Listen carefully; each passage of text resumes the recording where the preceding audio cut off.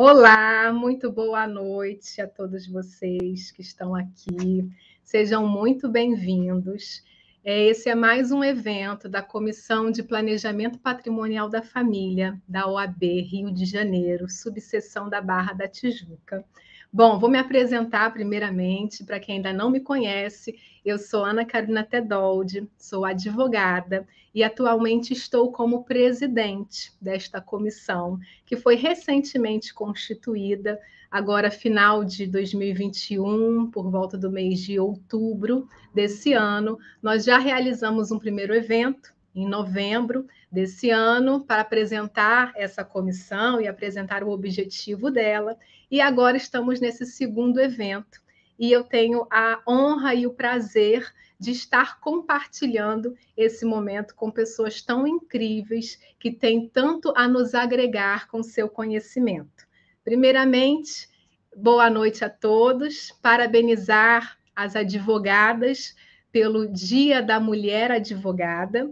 É tão importante esse dia 15 de dezembro, então gostaria aqui de parabenizar a todos que estão aqui assistindo. Enviem o convite, né, desse encontro, desse painel aos seus amigos, colegas, operadores do direito de maneira geral que possam interessar esse assunto de grande relevância.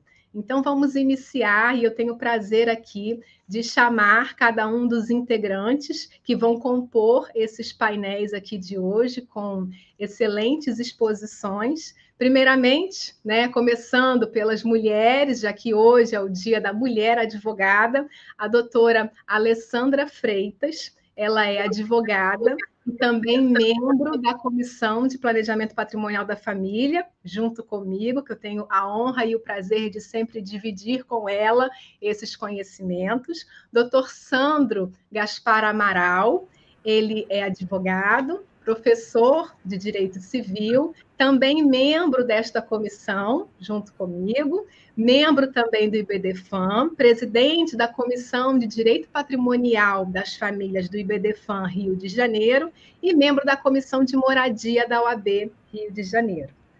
É com prazer também que eu convido e chamo o Dr. Maurício Bunazar. Ele é advogado, mestre, doutor e pós-doutorando em Direito Civil pela USP e professor de Direito Civil.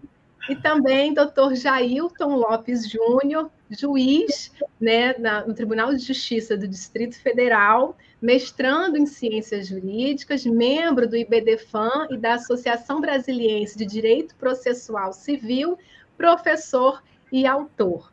E também não posso deixar aqui, né, de congratular o Melk, que ele não aparece aqui para a gente, mas é graças a ele que essa transmissão aqui está indo, né, até cada um de vocês. Sem ele, isso aqui não seria possível, essa transmissão. Então, boa noite, Melk, mais uma vez, obrigada por todo o apoio. E ainda cumprimentar o presidente da Barra da Tijuca, da OAB da Barra da Tijuca, Rio de Janeiro, Dr. Marco Soares, porque sem ele também esta comissão aqui não teria sido criada.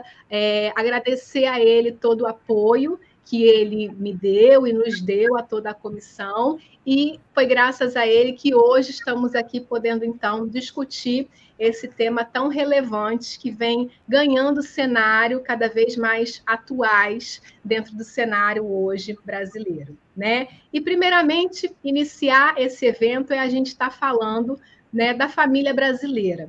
E o brasileiro, né, por que falar, então, de planejamento patrimonial da família? Por que esse assunto? Porque isso interessa a nós, advogados, aos operadores do direito, membros do Poder Judiciário e a pessoas leigas, pessoas comuns, né? Por que é tão importante falar sobre isso?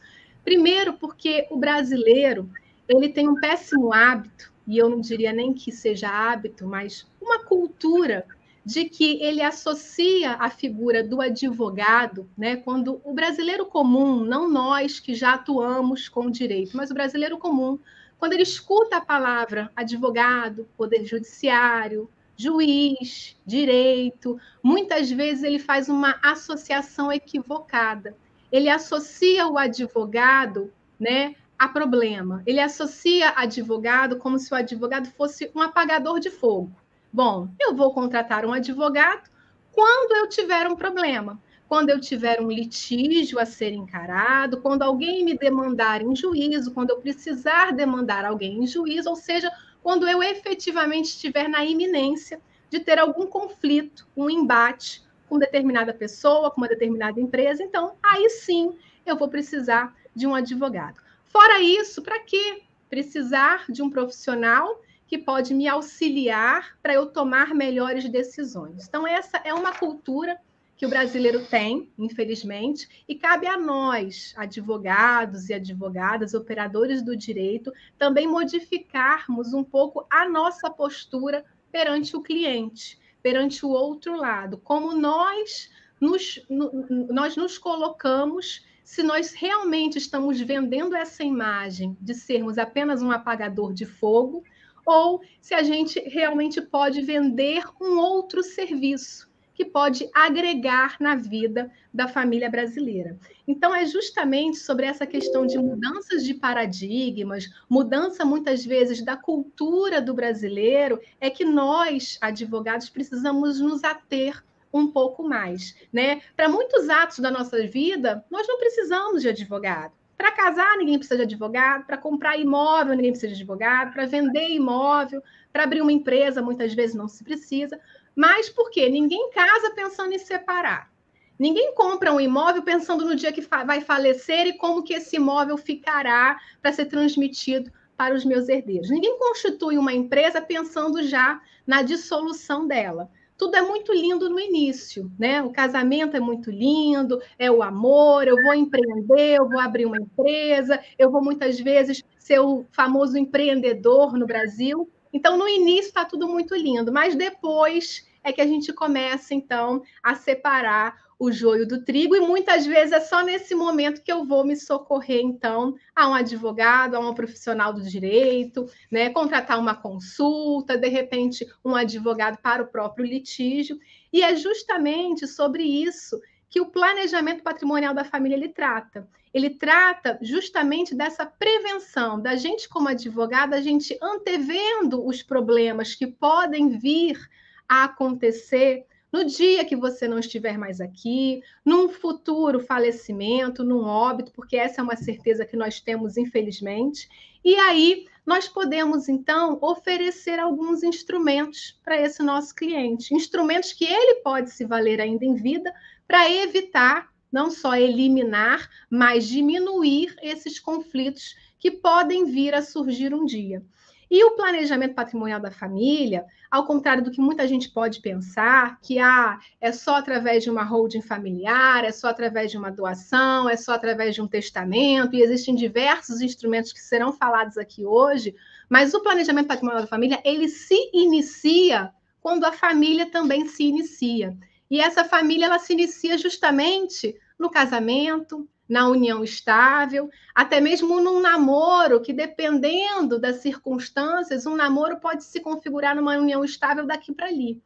E aí é nesse momento, justamente do casamento, da união estável, formalizada, qual é o regime de bens que eu vou escolher para reger esse contrato, para reger essa situação. Porque a união estável, casamento e até mesmo namoro, isso é um contrato que você faz com a outra parte. E o regime de bens, ele é tão importante para reger justamente como que esse patrimônio será gerido depois, num outro momento, ocorrendo um divórcio, ocorrendo um falecimento, e de acordo com o regime de bens, as consequências vão ser distintas, e vão ser distintas para o divórcio, e o mesmo regime de bens vão ter consequências distintas em caso de falecimento. E para a gente falar aqui, então, sobre regime de bens, ninguém melhor do que Sandro Gaspar Amaral para expor isso aqui para a gente hoje, que é justamente quando que se inicia esse planejamento patrimonial da família.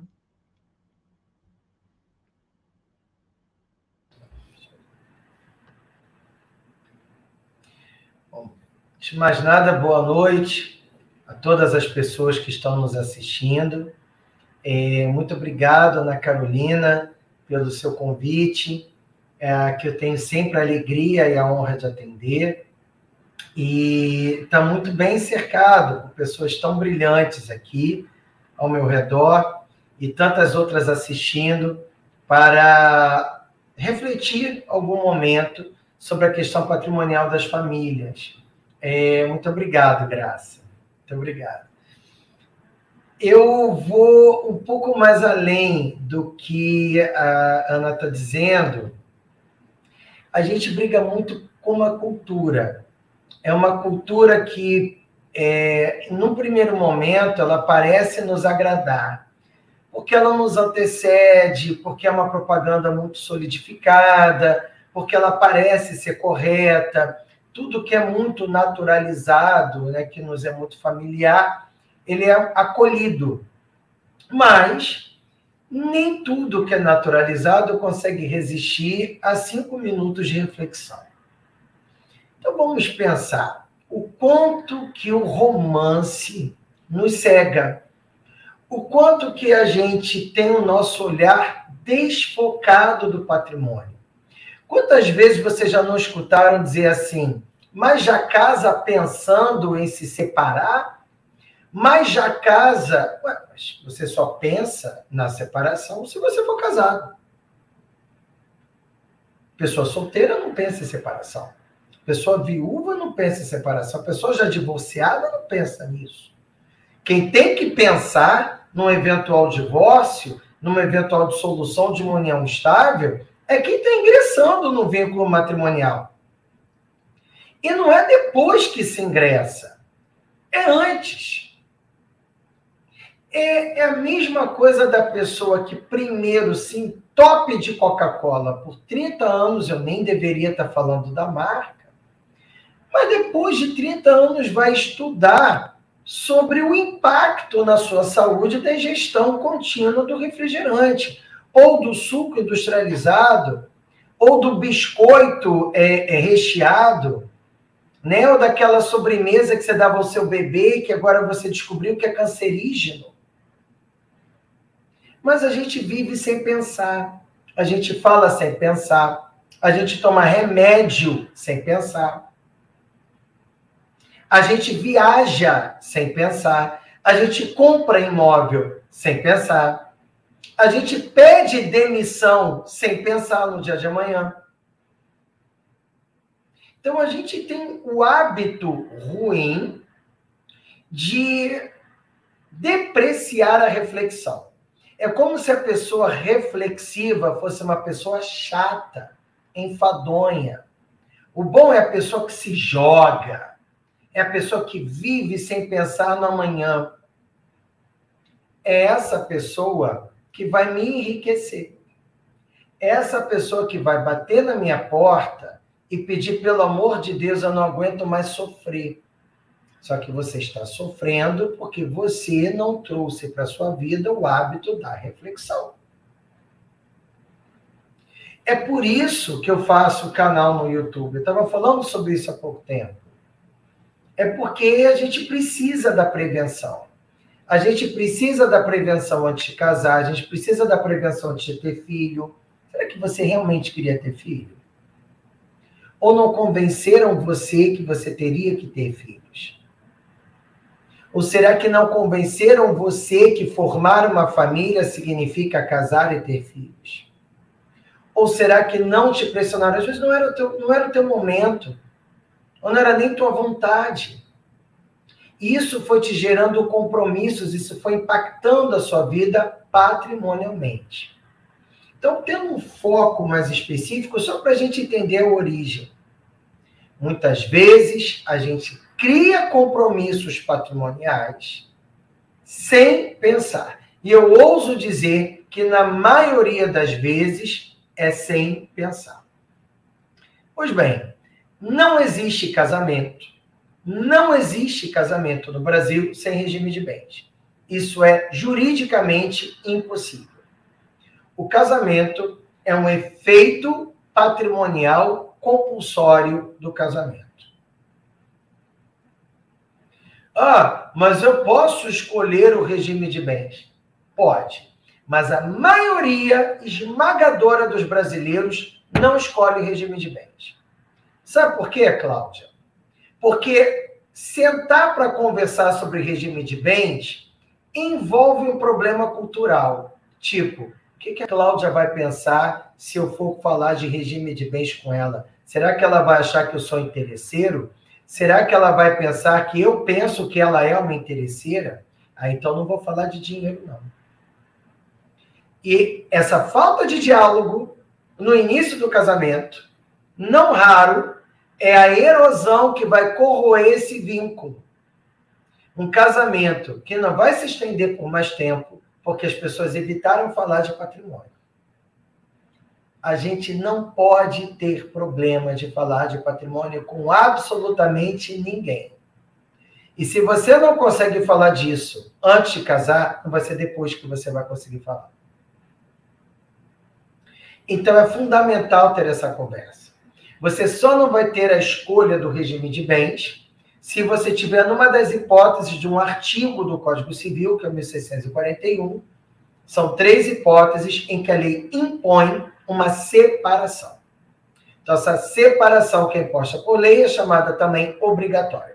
Se não for nesses 3 casos, casamento sob causa suspensiva, idade a partir de 70 anos, ou necessidade de suprimento judicial, no caso de menor, 16 a 17 anos, se não for uma dessas 3 situações, você pode escolher o seu regime de bens. Normalmente as pessoas não escolhem porque elas têm um problema cultural. No Brasil é um imenso tabu se falar em dinheiro. Precisamos vencer isso. Pelo nosso próprio bem, pela nossa própria felicidade, precisamos vencer isso. Não tenho coragem. Se não houver coragem, não há felicidade. É necessária uma alta dose de coragem para ser feliz. Quem não tem coragem não vai ser feliz, tá? Então, tenha coragem para falar de patrimônio. E a partir do momento que você começa a falar de patrimônio, você começa a falar de regime de bens, você já está fazendo um planejamento sucessório. Ah, mas eu não parei para pensar nisso. Sim, você pode não ter parado para pensar nisso. Só que você está. Querendo você ou não, você está. Em primeiro lugar, o regime de bens que você escolher ao casar vai impactar no quanto o seu marido ou a sua mulher ou o seu companheiro ou a sua companheira vai ter na herança que você deixar na partilha com seus descendentes. Ai, que absurdo! Eu não quero isso. Então não case. Então não forme união estável. Namore. O namoro é muito subvalorizado pela nossa cultura. Eu não estou dizendo você que tenha 20 anos de idade, 25 anos de idade, que quer viver a experiência do casamento, vai, vive o que você quiser. Mas gente da minha idade, você já está com 50, você está chegando aos 50, você já passou dos 50, para pensar, você já viveu o casamento? Já. Então você já sabe que você pode passar por tudo isso sem precisar formar uma entidade familiar matrimonializada. Você pode fazer sexo, olha que bacana, com quem quiser fazer sexo com você e você também queira. Você pode ir ao cinema e ao teatro, você pode dividir seus problemas e suas alegrias, você pode viajar, você pode andar de mãos dadas. Se forem pessoas do mesmo sexo, tenha cuidado com a violência, porque o ódio existe. Tenha cuidado, se cuide, mas viva. Mas viva. Agora, se você resolver transformar esse amor num casamento ou numa união estável, isso é uma decisão sua. E, ó, é cabeça. Né? Aí eu casei pelo coração. Ninguém casa pelo coração. Coração não casa ninguém. Coração sente. Casamento é decisão. União estável é decisão. Você decidiu. Então você foi, você se jogou. Você foi porque você quis. E aí quando você entrou naquilo ali, o que você deve fazer? Saber o que você vai entrar. Eu não tomo remédio sem saber o efeito colateral que aquilo causa. Pelo amor de Deus, gente. Então, uma pessoa vai casar, o mínimo que ela deve fazer é conversar com o advogado antes. Não tenho dinheiro para pagar o advogado, vá à defensoria pública. Vá à defensoria pública e diga, eu quero casar, mas eu quero saber qual vai ser o impacto desse casamento, em primeiro lugar, na minha vida. Na minha vida. Será que eu vou poder renunciar a uma herança sem ouvir a outra parte? Será que eu vou poder vender algum bem que já me pertence sem ouvir a outra parte? Será que eu vou poder ser fiador ou avalista sem ouvir a outra parte? Que tipo de comprometimento patrimonial essa minha decisão vai trazer para a minha vida? Você sozinho não sabe. Você não estudou para isso. Aí eu fiz a mesma faculdade que você. Provavelmente você dá aula de processo civil. Provavelmente você advoga com contratos, com consumidor, com tributário, com crime. Um amigo meu, muito querido, super professor de direito penal, veio um dia perguntar, sabe o que é codicilo mesmo? Eu não estudo isso há 25 anos. Pois é. Porque ele não tem que estudar isso. Então, esta pessoa, por mais genial que seja, ela não sabe o impacto que você vai trazer na vida dela. Então, procura um advogado. Procura uma advogada. Procura um defensor, procure uma defensora, mas procure um profissional, procure profissional que vai saber te orientar. Porque a partir dali você vai saber como que eu quero que essa minha decisão impacte a minha vida. E aí a gente chega na proposta de Ana Carolina Tedoldi. É o planejamento sucessório. Será que eu quero que essa pessoa participe da minha herança junto com os meus descendentes? Se eu não quiser, qual é o melhor regime? Será que eu tenho alguma saída? Será que então é casamento mesmo? Ou será que não é melhor um contrato de namoro? Para proteger o interesse patrimonial dos meus descendentes. Ué, mas isso existe? Você vai saber se existe ou não procurando um advogado. Uma advogada, é porque hoje, 15 de dezembro, como muito bem lembrou o presidente, hoje é o dia da advogada. Mas você tem que procurar esse profissional. E por que tem que procurar? Para saber o impacto que isso vai gerar. Olha, Sandro, é separação obrigatória. Então, meus filhos estão garantidos. Não necessariamente, porque existe uma coisa chamada direito real de habitação. Eu, durante quase 20 anos, dei aula numa mesma universidade. Alguns de vocês até me conheceram ainda lecionando nessa universidade. E uma professora de direito internacional veio me questionar uma situação que o pai dela estava vivendo. O pai dela se casou de novo, segundo casamento do pai dela. Um homem com mais de 70 se casou pela separação obrigatória. Ele e a esposa, a nova esposa, foram viver num imóvel que já era dele, que ele trouxe quando se divorciou da mãe dessa minha amiga. Ah, Sandra, separação obrigatória, né? Eu já estou sabendo que essa mulher não vai ter direito a nada do que era do meu pai. Quando meu pai morrer, patrimônio meu e dos meus irmãos. Em primeiro lugar, da herança legítima. O seu pai tem liberdade de dispor de 50% no patrimônio, do patrimônio dele, da herança dele, em testamento. Mas ainda que ele não faça, ela vai ter direito ao real de habitação.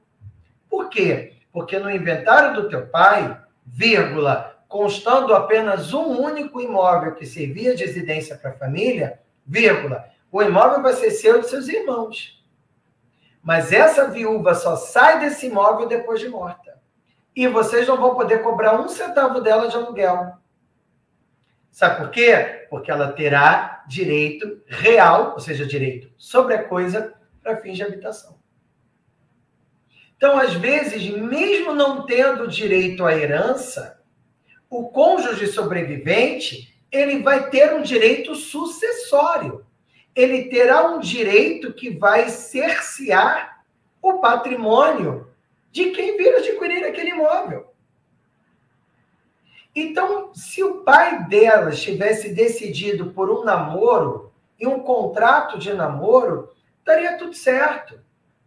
Em que eles declarassem que uma eventual coabitação deles dois não implicaria na constituição de uma família por união estável.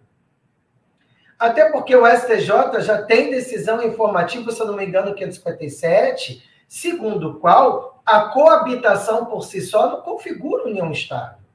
Então, se aquelas pessoas dizem que mesmo coabitando, elas não têm intenção de formar família, ele vai viver com aquela mulher e os descendentes vão ter um argumento calcado em prova de que ali não havia uma entidade familiar, ali era o namoro. Foi o que o Gugu Liberato fez em relação a aquela moça, aquela mulher que veio reclamar os direitos como companheira. O que vieram trazer aos autos, se é que vocês não ficaram sabendo? Um contrato de coparentalidade, em que ambas as partes declararam que teriam filhos juntos, mas que aquela relação deles jamais constituiria união estável. E o judiciário acolheu. Se eles não tivessem aquele contrato, muito provavelmente ela teria convencido o Judiciário de São Paulo que seria uma união estável e ela teria participação naquela herança. Ai, Sandro, coitada daquela mulher. Ela poderia ter colocado vantagens econômicas substanciais para ela naquele contrato. Até porque ele precisava daquela aparência de família para ganhar tanto dinheiro. E ela poderia ter negociado. Gente, é patrimônio. E sendo duas pessoas adultas, em sã consciência, em pleno discernimento, o que há de errado nisso? Bom, eu posso já responder para vocês o que há de errado nisso. As pessoas não falam de patrimônio. As pessoas não pensam no dia de amanhã. Não é? E vão vivendo. Vão vivendo a síndrome do príncipe encantado, vão vivendo a síndrome do que essa pessoa não vai ser desonesta comigo, essa pessoa vai cumprir o que ela está dizendo, e nem sempre vai. E olha, Cláudia, já vi muita gente afirmando que ama... eu amo meus filhos. Meus filhos, o mais importante, são o que eu tenho de mais importante na minha vida, mas não consegue peitar a mulher, mas não consegue peitar o marido. Se acanha, se encolhe, fica constrangido, fica constrangida. E aí não cria um planejamento sobre o regime de bens e deixa para as pessoas se resolverem. Sabe por quê? Eu já vou estar morto mesmo. Então o problema é deles.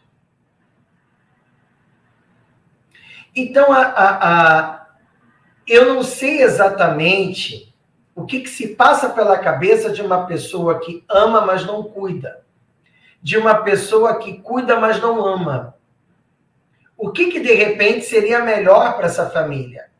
Alguém que tenha maior intenção e atos de cuidado, ou alguém que tenha muito amor e pouca cabeça? Aí eu não vou maldar no que a pessoa vai fazer. É claro que você vai maldar. Os americanos têm esse lema. Você vive preparado para o pior, a fim de poder gozar o melhor.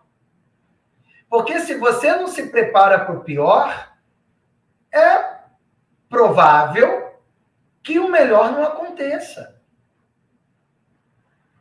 Então, quando a gente pensa em planejamento familiar, muitas coisas se passam na nossa cabeça, patrimonialmente, inclusive.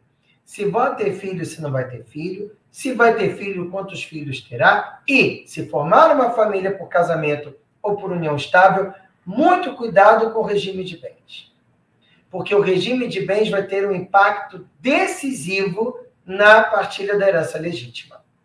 Tá? A gente não pode se dar ao luxo de viver como se o amanhã não existisse, porque o amanhã vai chegar, tá? Só para terminar, deixa eu responder aqui a Andréia Martins sobre relação do cônjuge com os sogros. Andréia, não existe herança legítima no parentesco por afinidade. Então, eu não sou um herdeiro legítimo da minha sogra, o meu sogro não é um herdeiro legítimo meu. Por testamento podem, mas por lei não. Então, digamos, você é casada comigo, que fosse pela comunhão universal de bens, sem problema, você é casada comigo. Eu morri, com a minha morte, o nosso casamento, Andréia, acabou. Nosso casamento acabou. Lembra? Até que a morte os separe. Então, você não é mais minha esposa. Logo, no dia que a minha mãe morrer, você não vai ter direito a nada. Ah, mas eu sou a mulher do Sandro. Não, você não é a mulher do Sandro. Você foi um dia. Então, quando foi aberta a sucessão da minha mãe, você não é mais a sucessora da minha... Você não é mais minha mulher para constar em lugar algum. Você é ex. E responsabilidade de cuidado, Andréia, em vida, isso, primeiramente, não é uma questão patrimonial inicialmente, tá? Inicialmente não é. Dever de cuidado é guarda. Dever de cuidado é guarda. E a guarda é um direito existencial, ela não é um direito patrimonial, tá? Agora, se você estiver pensando na questão de alimentos, aí sim pode cair. Tá, Andréia? Porque o Estatuto do Idoso tem uma estrutura jurídica alimentar diferente das outras estruturas parentais. O idoso, lá no artigo 12 do Estatuto, ele tem o direito de reclamar alimentos de qualquer pessoa de sua família. Então, o idoso pode reclamar alimentos, sim, face de genro, de enteado, de qualquer pessoa da sua família.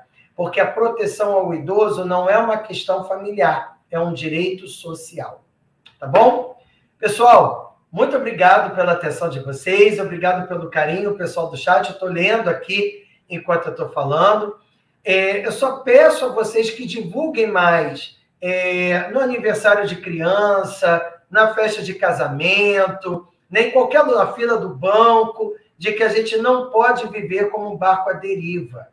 A nossa vida amanhã depende da reflexão que a gente tiver hoje. E boas decisões precisam de boas reflexões, certo? Até no inventário. Obrigado, Ana, mais uma vez, pelo convite, pela oportunidade de estar aqui. E muito obrigado a todos e todas e todes que me escutaram. Ok? Boa noite.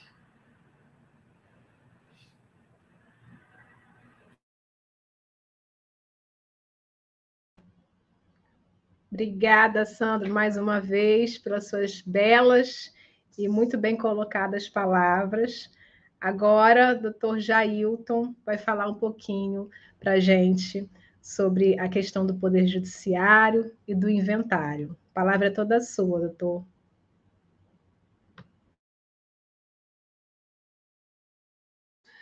Para mim é uma alegria muito grande poder participar desse evento aqui da OAB, subseção Barra da Tijuca. Doutora Ana Carolina, fiquei muito feliz com o convite e principalmente em poder falar sobre um tema tão importante no nosso dia a dia, um tema importante para toda a sociedade, que diz respeito ao planejamento sucessório e no que diz respeito especificamente aos reflexos desse não planejamento sucessório na sucessão, né? Quais são os impactos da ausência de um planejamento patrimonial e um planejamento sucessório no inventário judicial? Então, o tema me parece realmente muito relevante. Muitos advogados hoje aqui, e que trabalham certamente com esse tema, devem ficar atentos aí a algumas questões. A primeira questão, claro, né? Falar sobre morte é muito difícil porque nós só falamos sobre ela como espectadores, nunca vivenciamos. A morte, claro, é um evento futuro e certo, todos nós passaremos por ela, mas hoje só podemos trabalhar com esse evento morte graças a Deus, por enquanto, né? Como meros espectadores. E, como já foi dito hoje aqui, realmente, por uma questão talvez até cultural, o brasileiro, de uma forma geral, não gosta muito de falar sobre morte e não gosta muito de se preparar para esse evento que certamente chegará em algum momento da sua vida. E o planejamento sucessório é algo muito importante, justamente, primeiro, para evitar certos conflitos, principalmente em relação, claro, aos próprios familiares, mas também para que a pessoa possa organizar melhor a sua vida, não é mesmo? Quando nós falamos sobre o direito sucessório, e aqui eu preciso traçar algumas premissas que me parecem importantes, quando nós falamos sobre o direito sucessório, nós vamos falar, então, em um conjunto de normas que visam, de certa forma, regular a forma como as relações jurídicas, patrimoniais, ativas e passivas de alguém serão transmitidas para os seus herdeiros, claro, por ocasião da sua morte. Essa transmissão das relações patrimoniais ativas e passivas. E quando falamos sobre o direito sucessório, e pensando também nessa ideia de planejamento sucessório, é interessante notar que o nosso ordenamento jurídico, ele estabelece diversas restrições à autonomia da vontade. O direito sucessório, sim, ele restringe a autonomia da vontade. De que modo o direito sucessório restringe a autonomia da vontade? Basta imaginarmos aqui o Instituto da Legítima.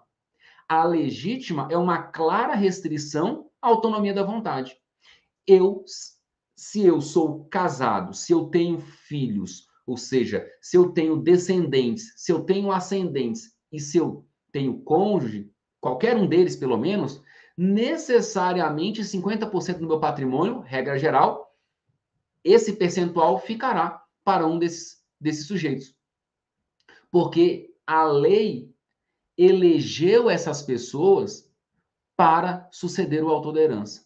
Por isso nós chamamos então de herdeiros legítimos necessários. O nosso ordenamento faz essa divisão, né? De herdeiros legítimos e herdeiros testamentários. Os legítimos a lei elegeu, independentemente da vontade do autor da herança. Eu não consigo não deixar pelo menos 50% do meu patrimônio para os meus descendentes, para os meus ascendentes e ou para o meu cônjuge ou companheiro. Porque a lei determina. Veja, eu tenho então um direito sofrendo uma restrição. Minha autonomia da vontade sofre uma restrição. 50% que nós vamos chamar de parte disponível, aí sim, eu posso testar para um amigo, posso testar para um único filho. Agora, 50% necessariamente para os herdeiros legítimos necessários. Então, isso já, por si só, já é uma restrição à autonomia da vontade. Aliás, Platão, né, no célebre Tratado das Leis, já demonstrava e demonstra, né, porque Platão é atemporal, o seu inconformismo com essa restrição à liberdade de testar. Veja, então, que essa crítica não é uma crítica atual, é uma crítica muito antiga.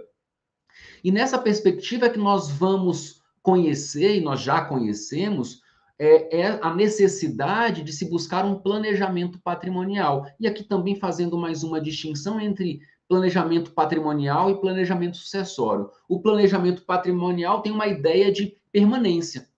Todos nós temos que ter um planejamento patrimonial. Nós temos que saber onde nós vamos colocar o nosso dinheiro, se nós vamos comprar um imóvel ou alugar um imóvel, se nós vamos comprar um veículo e que tipo de contrato vai ser feito, será contrato de arrendamento mercantil ou um contrato de alienação fiduciária em garantia, ou se eu vou me valer de planos de assinatura de veículos, tudo isso é planejamento patrimonial. Se eu vou pegar os meus bens imóveis e vou vender e vou colocar o meu dinheiro todo em criptoativos, então tudo isso é um planejamento patrimonial. Agora, quando eu penso em um planejamento patrimonial, pensando na sucessão causa-mortes dos meus bens, em relação a essas minhas relações patrimoniais, aí eu ingresso no campo do planejamento sucessório, como uma forma de melhor organizar a transmissão dessas relações por ocasião da morte. A finalidade, então, do planejamento sucessório é mesmo de preparar a forma de transmissão desses bens por ocasião da morte. Lembrando aqui do professor Rolf Madaleno, que vai dizer que o planejamento, que todos nós, na verdade, né, temos o direito de planificar o destino dos nossos bens. Essa é a ideia do planejamento sucessório. Agora, por que fazer um planejamento sucessório, então? E o planejamento sucessório, nós vamos perceber, então, que ele tem são diversos os benefícios. Planejamento sucessório evita conflitos familiares. Eu não quero que os meus filhos briguem por causa do meu patrimônio. Então, eu evito conflitos familiares. Eu não quero que os meus filhos briguem com a minha atual companheira ou com o meu cônjuge, ou os filhos do meu relacionamento anterior briguem com os meus filhos do atual relacionamento.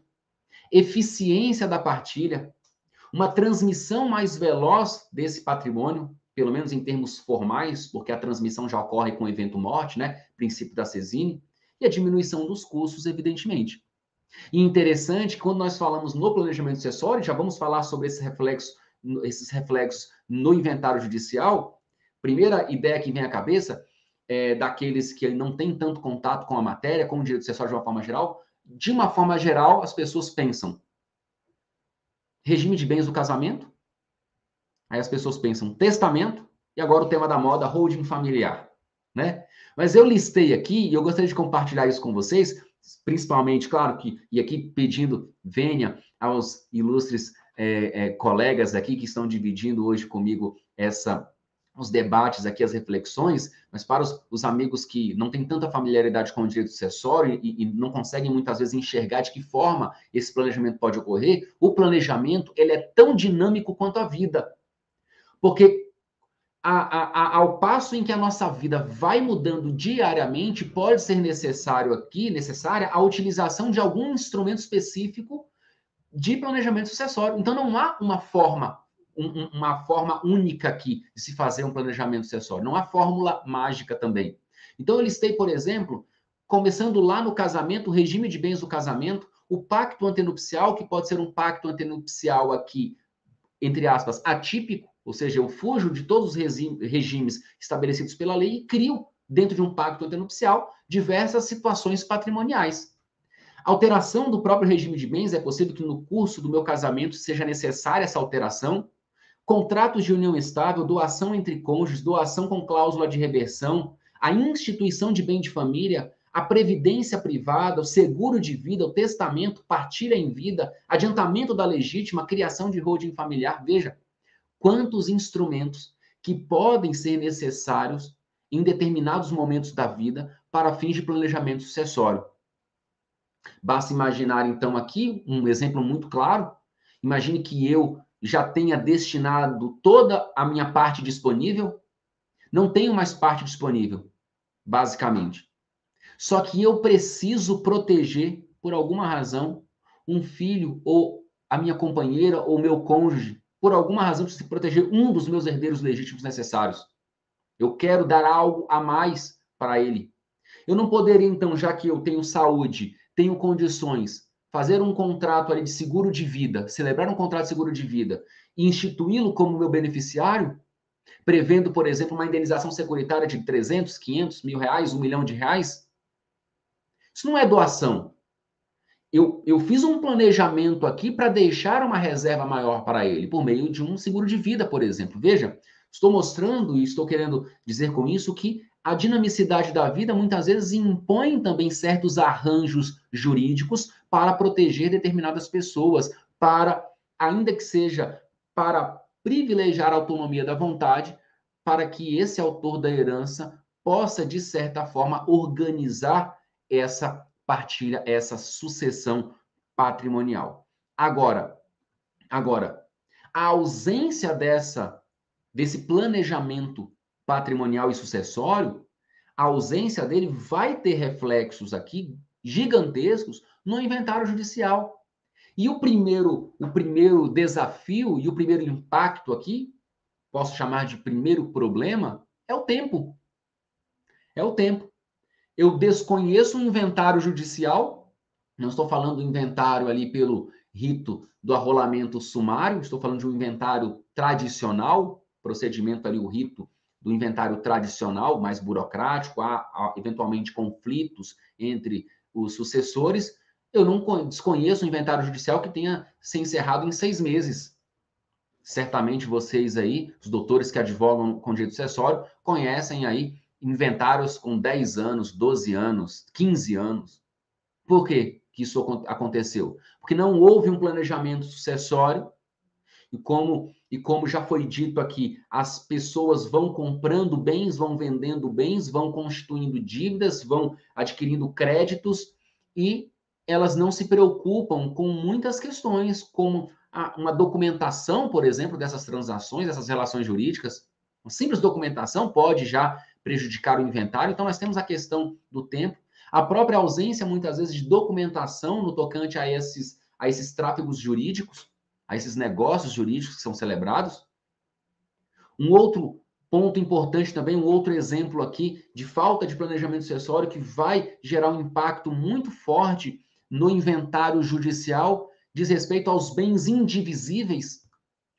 Veja, o que é um inventário judicial? O inventário judicial é o procedimento judicial que visa desconstituir um condomínio.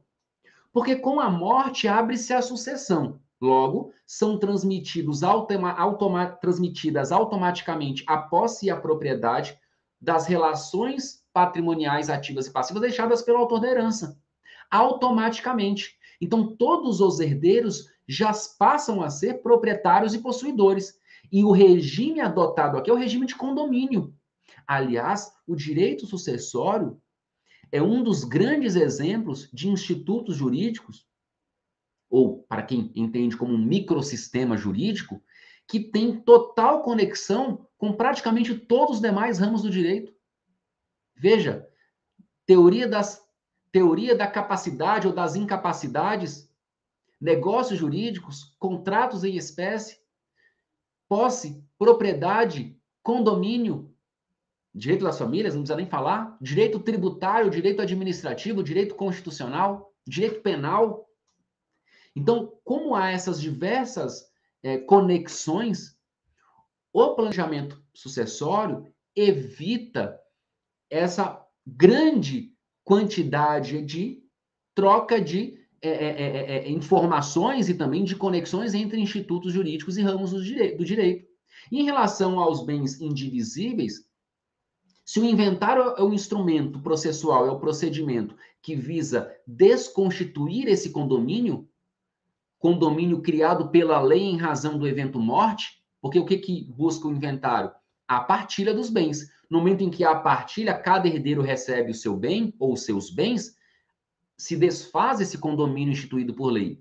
Só que quando há bens indivisíveis, vamos imaginar um bem imóvel, não posso fracionar esse imóvel.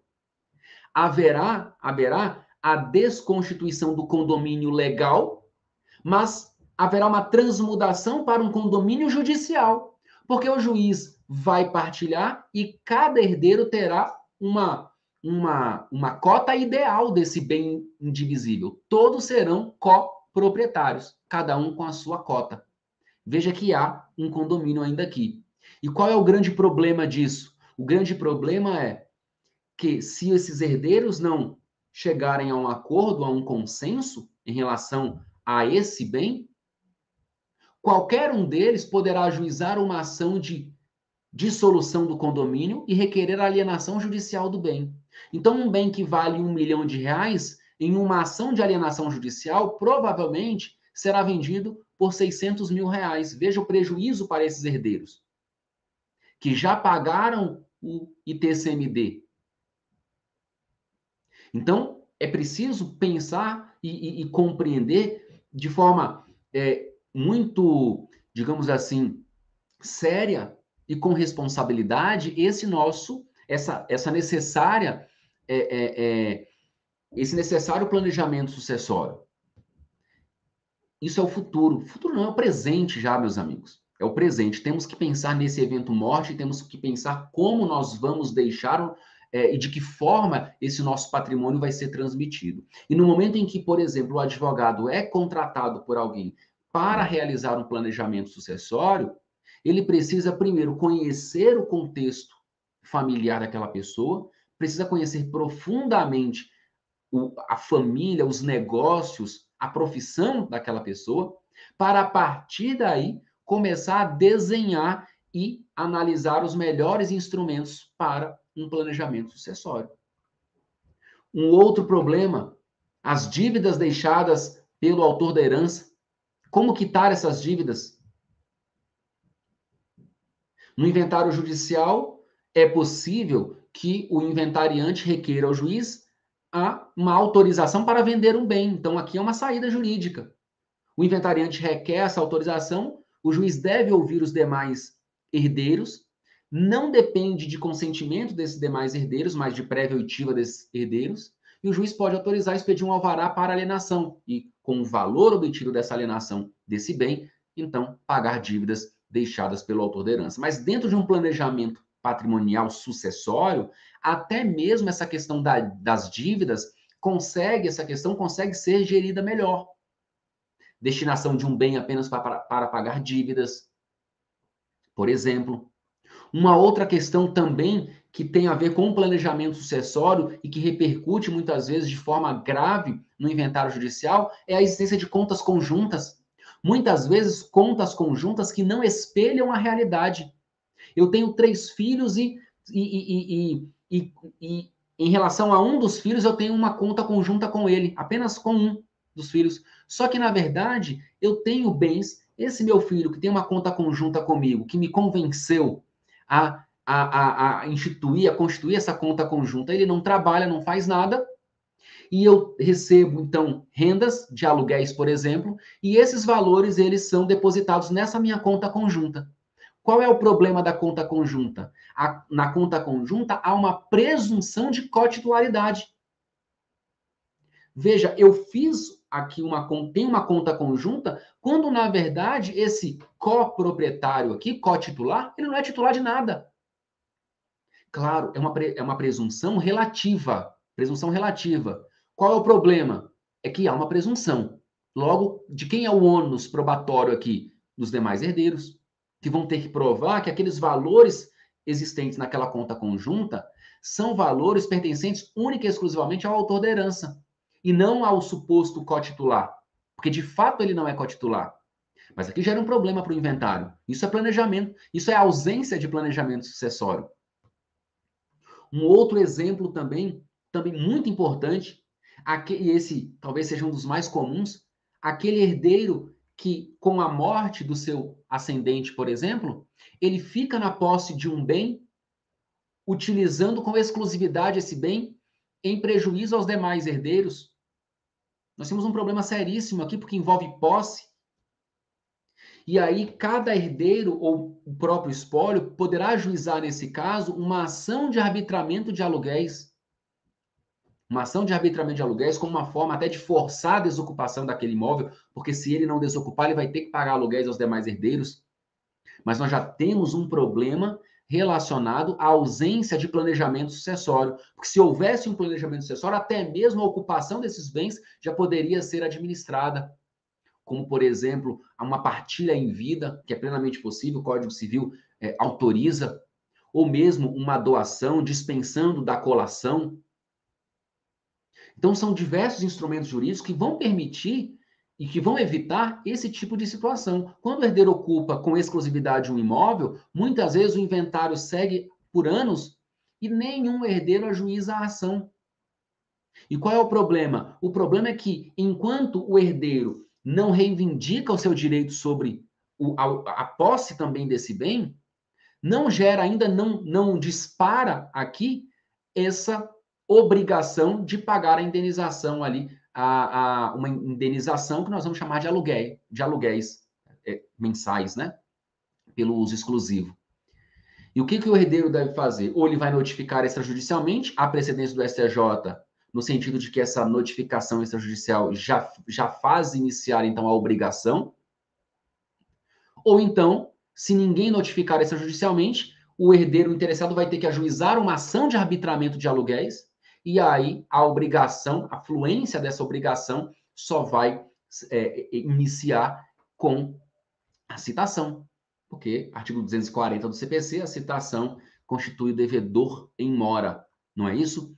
Um outro ponto importante também, e esse talvez um dos problemas mais sérios que a gente tem em relação à ausência de planejamento sucessório, que durante a vida, as pessoas se relacionam.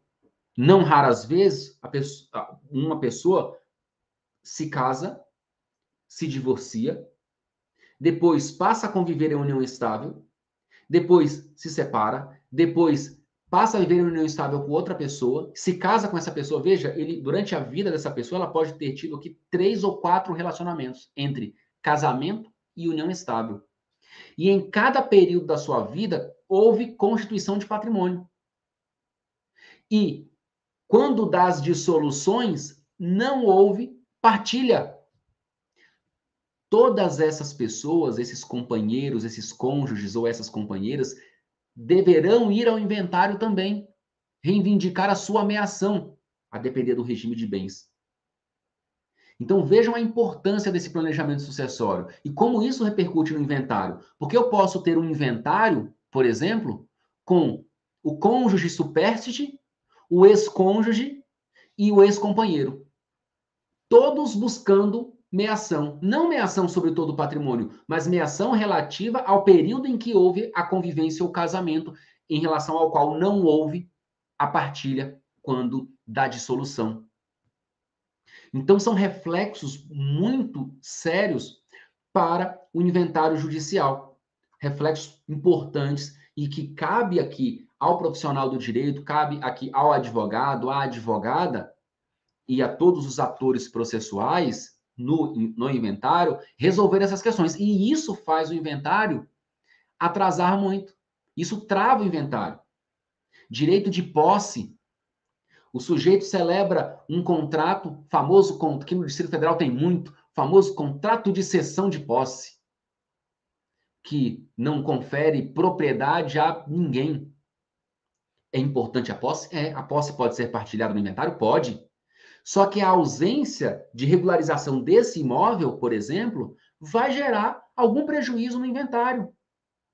Porque é possível, por exemplo, após a partir os herdeiros venderem esses direitos possessórios, mas o preço vai cair, porque quem for adquirir o cessionário não vai pagar o mesmo preço que ele pagaria se fosse a compra de um bem imóvel para tornar-se proprietário. A ausência de planejamento patrimonial sucessório vai impedir, por exemplo, a transmissão da propriedade, porque em vida a pessoa não buscou, por exemplo, regularizar um bem. E desde um pacto antenupcial, a escolha de um regime de bens do casamento, até mesmo regularização imobiliária, tudo isso compõe essa ideia de planejamento patrimonial e planejamento sucessório.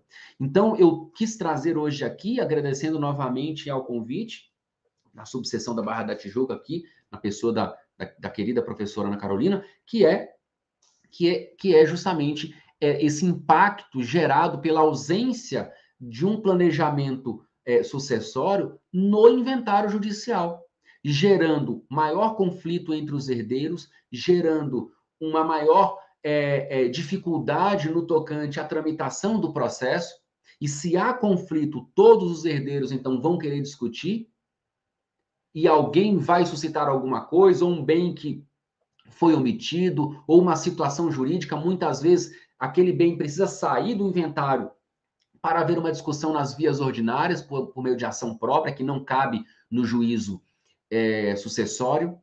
Então, tudo isso prejudica, e ao passo em que o tempo corre e o inventário e a partilha atrasa, os bens desvalorizam, o conflito aumenta, e com isso todos saem perdendo. Aliás, já dizia Cazuza, o tempo não para, o tempo não espera por ninguém.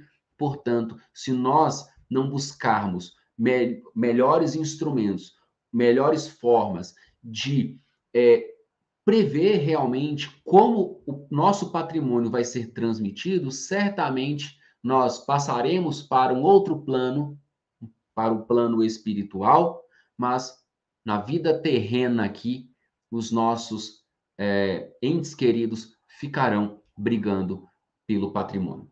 tá? Então, é importante pensar sempre com seriedade no planejamento sucessório e como operadores do direito, principalmente aqui eu me dirijo aos advogados, às advogadas, pensar sempre na melhor forma de proteger o patrimônio do cliente, tá bom? Mais uma vez, eu agradeço e mais uma vez externo aqui a minha felicidade, a minha alegria em participar de um evento tão bonito, parabenizando as advogadas pelo dia de hoje, de importante, e que certamente vocês são, eu sempre costumo dizer, e aqui me permitam fugir um pouco, talvez, aqui de uma formalidade, eu não sou muito formal, então eu sempre digo o seguinte, lá nos meus cursos, de uma forma geral, os cursos que eu ministro, eles sempre têm, o público feminino corresponde de 80% a 90% dos alunos, e eu sempre costumo dizer o seguinte, as mulheres cada vez mais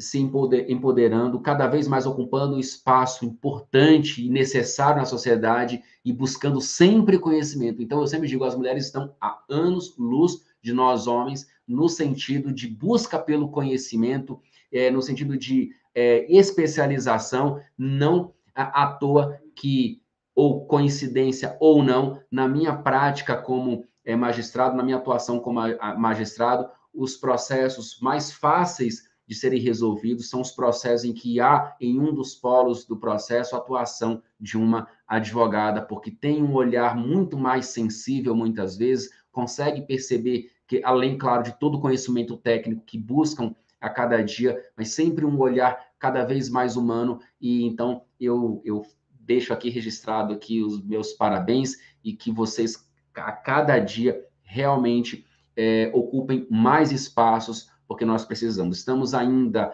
infelizmente, muito atrasados, né, na nossa sociedade em relação a isso, mas eu não tenho dúvidas de que o mundo realmente é das mulheres. Tá bom? Um grande abraço a todos, fiquem com Deus e até uma próxima oportunidade.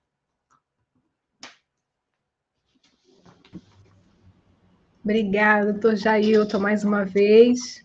Obrigada por ter aceito o convite, compartilhado aqui conosco essa excelente exposição. E agora a doutora Alessandra Freitas, depois de todas essas homenagens que ele fez, está com toda a palavra. Obrigada, boa noite a todos.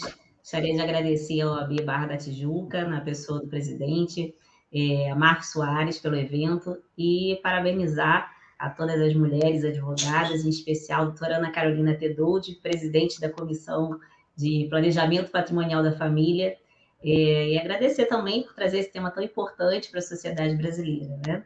Gostaria de cumprimentar aos colegas que aqui estão presentes, professor Sandro Gaspar, doutor Jailton e doutor Maurício Bunazar, e os demais colegas que estão nos prestigiando, assistindo pelo YouTube. Bom, como já foi falado pelos colegas, né, o tema é interessantíssimo e necessário para todas as famílias quando a gente fala do tema morte, né, com os nossos clientes, nossos familiares, as objeções, elas sempre vêm à tona, e devido aos diversos problemas de ordem emocional, né, financeira e jurídico, né, que trata sobre esse tema. A necessidade da implementação do planejamento patrimonial evidente, né, principalmente depois de toda a explanação do Dr. Jailton, fica até mais fácil de falar, né, que como nós, advogados, podemos, né, o campo tão vasto que nós temos para atuar com os nossos clientes, né, que na grande maioria das vezes não tem noção do custo que é o inventário, né, do quanto que vai se gastar. Recentemente, nós fizemos uma pesquisa em que 95% das pessoas desconhecem qual o valor, né, quanto que vai importar o inventário. E não só o preço, também o tempo que isso vai levar, né, a morosidade no processo de inventário, o desgaste que isso vem. A gente observa sempre que as pessoas, elas, de uma forma geral, elas costumam planejar suas férias, suas viagens, com muito mais cuidado com que elas planejam suas próprias vidas, né? E o planejamento patrimonial é essencial, né? Fundamental, e para que é importante para que os advogados eles comuniquem isso, né? Então é uma excelente oportunidade de trabalho para que os colegas possam orientar os seus clientes, né? Começando diretamente pelos seus próprios familiares, né? Aqueles mais próximos, como o professor Sandro também falou. Não deixe de chegar e já comunicar às pessoas, aquele que está na festa de aniversário, olha, você tem a real noção da necessidade, da importância do planejamento, e isso muitas vezes assim, o cliente ele nos procura só para resolver o problema, mas ele desconhece muitas vezes que nós podemos evitar que o problema aconteça, né? Quantos compram apartamentos, né? Às vezes a pessoa investe milhões, 2 milhões, 1 milhão, 500 mil na compra de um imóvel, mas não se preocupa em ter uma consultoria, uma assessoria para a compra do imóvel, né? Para fazer esse planejamento. Então, é essa a dinâmica que precisa ter o planejamento patrimonial, desde a constituição do patrimônio, até mesmo quando você vai constituir a família.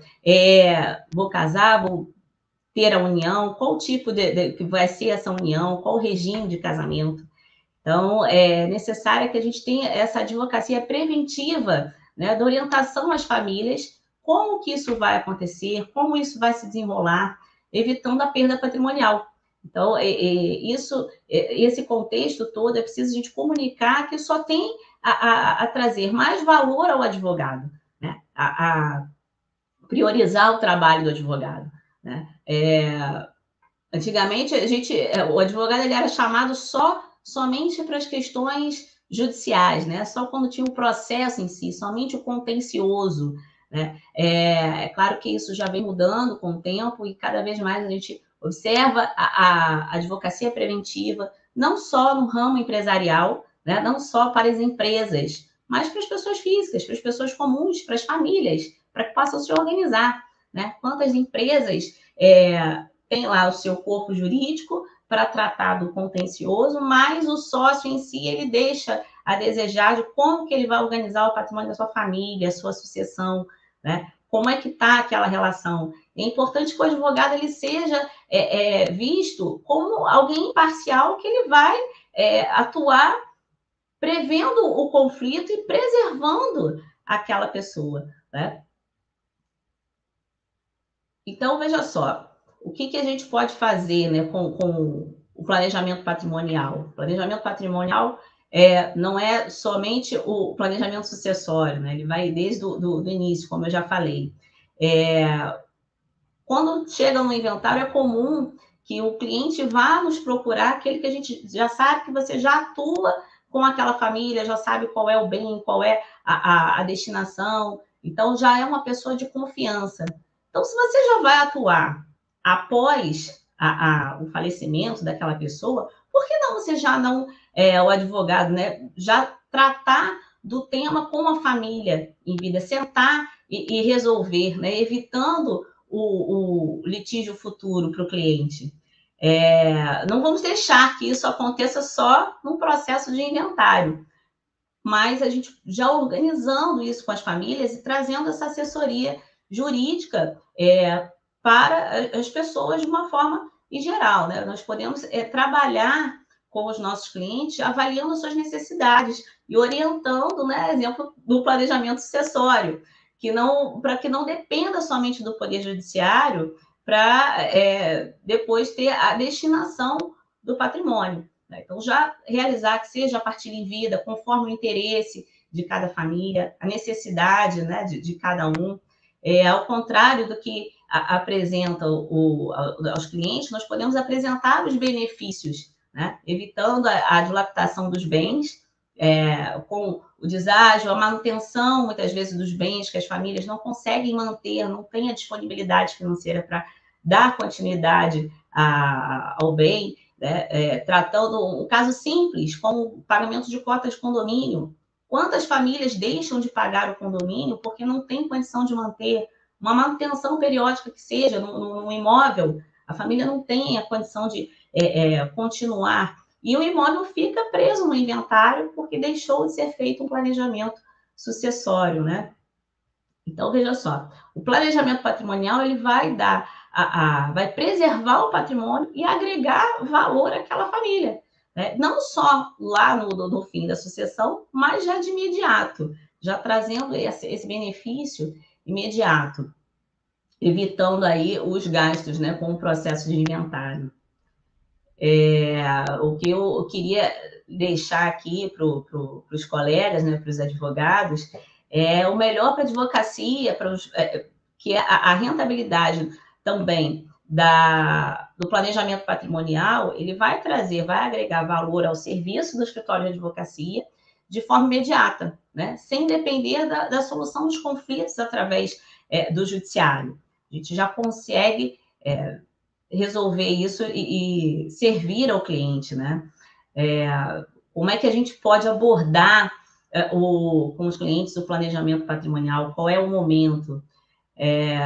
Deve ser feito, eu digo sempre que o planejamento patrimonial deve ser feito o quanto antes, né? Desde o início, quando você está construindo ainda as suas relações pessoais, construindo o relacionamento, comprando, adquirindo imóvel. Então, como falou o professor Sandro, né, na construção da família, na escolha do regime de bens, da união, como é que eu vou fazer isso? Então, é importante que as pessoas tenham a consciência que eu vou casar, eu preciso consultar um advogado. Não é só quando eu vou divorciar, ou não é no futuro, é uma situação imediata, né? E vai caber ao advogado fazer o esclarecimento dentro daquilo que o cliente quer sobre os regimes de casamento, suas consequências, o que isso vai importar no caso de uma dissolução da união, que seja pelo divórcio ou pela morte, o que isso vai acarretar no futuro, né?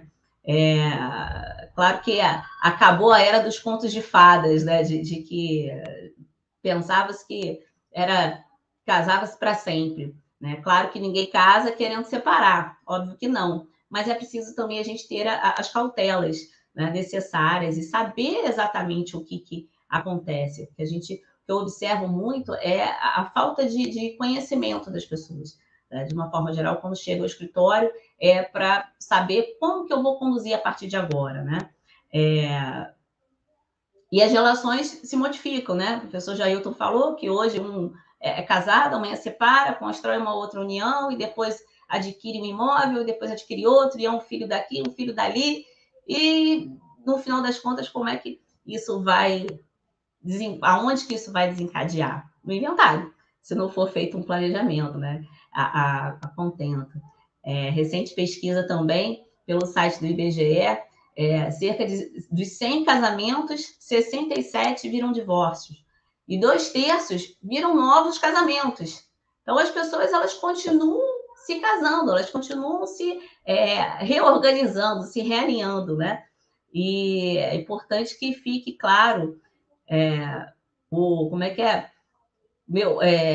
O meu bem, seu bem, da hora da tudo bem, é meu bem, depois são os nossos bens, os seus bens, é mais ou menos por aí. Mas, enfim, o que a gente precisa ter é essa construção da família, né?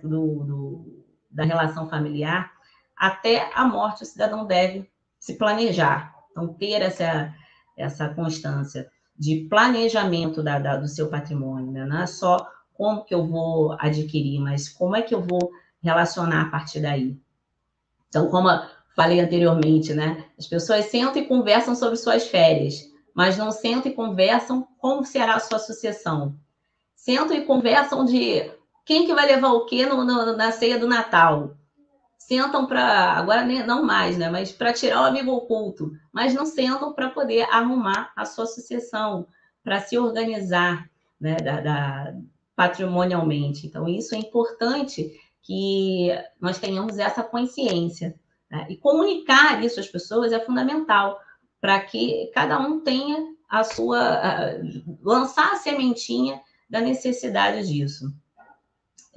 Isso só tem a agregar ao serviço da advocacia, né? A Comissão de Direito Planejamento Patrimonial vem trazendo esse enfoque para os advogados para trabalhar em cima do planejamento, com a estruturação até mesmo de empresas, sociedades empresariais, familiares, né? A organização também do patrimônio da família. Quantas famílias têm empresas familiares com atividades econômicas em que há uma verdadeira confusão do patrimônio, muitas vezes, né?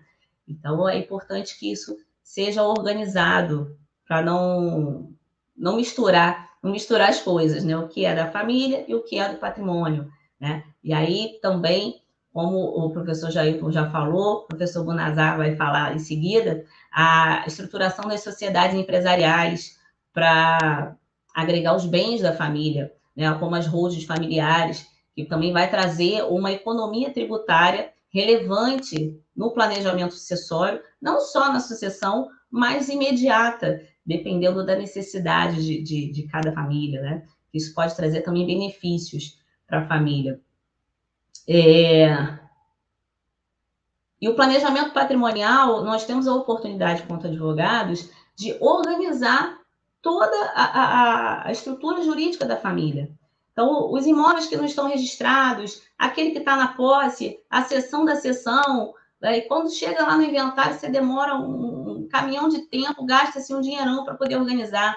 Situações, uniões estáveis que não estão formalizadas. Então, isso vai importar também tempo e gasto para a família. É importante que se tenha isso organizado. E o advogado é um papel fundamental de dar essa orientação de imediata e já realizar o serviço com seu cliente, já prestar assessoria jurídica, né? Então, esse é o papel do planejamento patrimonial. Ele vai aí ter uma convergência, muitas vezes, com o direito imobiliário, para que também possam ser feitas parcerias entre os advogados, atuando no direito imobiliário para regularização de imóveis, regularização de situações de direito societário, né? Empresas quantas empresas deixam de ter atividades, não são fechadas, e depois você vê que tem lá ainda consta como sócio ou alguma outra situação particular que não foi formalizada e que também vai atrasar, na verdade, né, o processo de inventário, trazendo mais prejuízo para a família, de uma forma geral, né? Então, nós temos aí uma excelente oportunidade de trabalho, de agregar valor, serviço ao nosso escritório, valores ao papel do advogado realmente atuante, para que possa levar isso ao cliente, né? Trabalhar também o planejamento sucessório, que é fundamental, o grande tema agora da nossa reunião, né? Que o planejamento sucessório ele consiste na adoção das medidas preventivas para o titular do patrimônio com relação ao destino após a morte, já fazendo essa organização e a preservação, né? Gerando já imediatamente também uma economia tributária para que possa trazer benefício ao cliente, né? E, enfim, finalizando aqui, queria mais uma vez agradecer a oportunidade, a doutora Ana Carolina, e deixar aqui a reflexão para os colegas. Nós podemos atuar muito mais no direito com advocacia preventiva, né, de qualidade, trabalhar com orientação aos clientes, evitando a judicialização de muitos casos que são desnecessários se a família tiver uma organização. Então, nós temos aí um trabalho contínuo, né, que vai dar perenidade ao serviço da advocacia, de forma a ter bons resultados financeiros, né? Trabalhando também, outro ponto, acho que é interessante a gente ressaltar, que é a mediação também dentro dos conflitos familiares, empresariais, que possam ser resolvidos. É isso. Doutora Carolina, muito obrigada. Obrigada a você, Alessandra, mais uma vez, pela parceria, por estar aqui. E realmente é isso, a gente trazer a ideia para os colegas, advogados, através aqui dessa comissão, que justamente a advocacia ela pode ser menos litigiosa e mais consultiva, mais preventiva. Afinal de contas, o advogado do futuro é aquele advogado que não vai ao Poder Judiciário, né? Como disse, inclusive, o nosso ministro Barroso, muito bem expôs recentemente isso. E agora, nosso último expositor, justamente para falar, então, quais são esses instrumentos, né, que podem ser utilizados e que você pode ter aí uma carta na manga, vamos dizer assim, como advogado atuante, e você pode se utilizar de determinados instrumentos de acordo, obviamente, com o arranjo familiar, o arranjo patrimonial de cada uma das famílias ou dos seus clientes que você venha a atender. Agora é com o doutor Maurício Bonazar. A palavra é toda sua. Muito obrigado, doutora Ana Carolina. Eu começo por agradecer o gentilíssimo convite da OAB Barra da Tijuca, em especial da Comissão de Planejamento Patrimonial, na pessoa de sua presidente, a senhora, a professora Ana Carolina. Cumprimento também a doutora Alessandra, cumprimento não só pela palestra, como também pelo Dia da Mulher Advogada. Na pessoa de vocês duas, cumprimento todas as nossas colegas advogadas e todas as nossas futuras advogadas que eventualmente estejam aqui nos assistindo. Quero dizer que é para mim uma honra dividir esse espaço com juristas como a doutora Alessandra, o doutor Jailton, o doutor Sandro. As palestras deles me colocam numa situação difícil, não é? O ouvinte sábio, a essa altura, já foi embora, já ouviu o melhor e vai descansar mais cedo. De todo modo, para cumprir o desafio que me foi gentilmente lançado, eu quero falar um pouquinho com vocês, claro, o tempo é curto, mas um pouquinho sobre esses chamados instrumentos de planejamento sucessório, né? Então, eu vou pedir a licença de vocês para compartilhar um pouquinho a tela com vocês. Não é para ficar lendo slide, prometo, não se desesperem, é só para trazer aqui uns pontos básicos para que nós sigamos, tá bem? Então, começo aqui com vocês. Deixa eu ver aqui se eu acho aqui na frente. Ah, tudo bem, não há problema, porque eu não tinha separado aqui. Então, eu vou seguindo eu aqui. Vocês não perdem nada não vendo. Depois eu mando para a doutora Ana Carolina isso aqui. E se vocês tiverem interesse, claro. Primeiro ponto, eu gosto muito de lembrar uma expressão latina que diz memento mori. O que significa essa expressão memento mori? Lembre-se de que você vai morrer, não é? Lembre-se de que você vai morrer. Então, nós que atuamos, advogadas e advogados, que atuamos com direito das sucessões, temos de ter plena consciência, não é? De que os nossos clientes precisam ser informados do fato óbvio de que eles vão morrer. Como assim, Bonazar? Eu explico. Há uma professora queridíssima, minha amiga, eu brinco, minha chefa, na Faculdade de Direito de São Francisco, a professora Giselda Ironaca, e ela diz assim, o brasileiro não faz testamento, o brasileiro não faz planejamento sucessório, porque o brasileiro tem medo do assunto morte. É um tabu o assunto morte. Quando isso, na verdade, não me parece correto, não é? O que o brasileiro é, na verdade, e evidentemente levem isso na brincadeira, eu sou brasileiro, tanto quanto vocês, tudo bem? É um pouquinho negligente, um pouquinho preguiçoso. Ele acha assim, eu vou morrer, claro, mas vai demorar muito, e até lá eu vou me planejar, vou ter tempo para fazer aquilo que eu penso em fazer com o meu patrimônio. E a gente sabe que isso não é verdade, não é? Então é muito importante conversar com o cliente sobre esse assunto. Muito bem. Bonazar, vamos para o próximo ponto. Então o cliente chegou no escritório e disse, doutor, eu quero fazer um planejamento sucessório. Quem atua, não é? As minhas colegas advogadas, advogados aqui, quem atua sabe que os clientes estão chegando nos escritórios dizendo assim, doutor, tudo bem, eu quero fazer uma blindagem patrimonial. Eu quero fazer uma holding patrimonial. E aí é papel do advogado, não é? explicar para ele que não existe isso de blindagem patrimonial.